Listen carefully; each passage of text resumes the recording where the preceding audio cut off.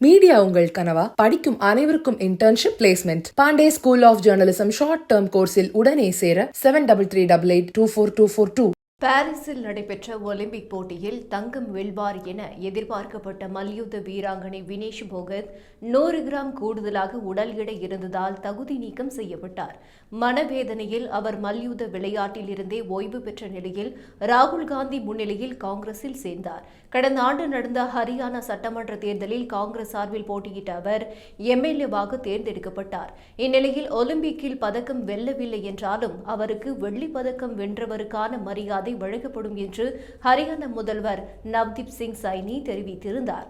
மாநில அமைச்சரவை அதன் விளையாட்டுக் கொள்கையின் கீழ் வினேஷ் போகத்துக்கு சலுகைகள் வழங்க ஒப்புதல் அளித்துள்ளது.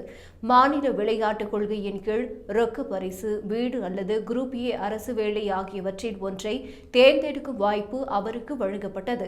அதில் 4 கோடி ரூபாய் பரிசு தொகையை மட்டும் அவர் தேர்வு செய்துள்ளார். வீடு அல்லது அரசு வேலையை ஏற்க மறுத்துவிட்டார். இந்தியாவிலேயே ஹரியானா மாநிலத்தின் விளையாட்டுக் கொள்கைதான் மிகவும் தாராளமான ஒன்றாக கருதப்படுகிறது. ஒலிம்பிக்கில் தங்க பதக்கம் வென்றவர்களுக்கு 6 கோடி ரூபாயும், வெள்ளி பதக்கம் வென்றவர்களுக்கு 4 கோடி ரூபாயும், வெண்கல பதக்கம் வென்றவர்களுக்கு 2.5 கோடி ரூபாயும் பரிசு தொகையாக வழங்கப்படுகிறது.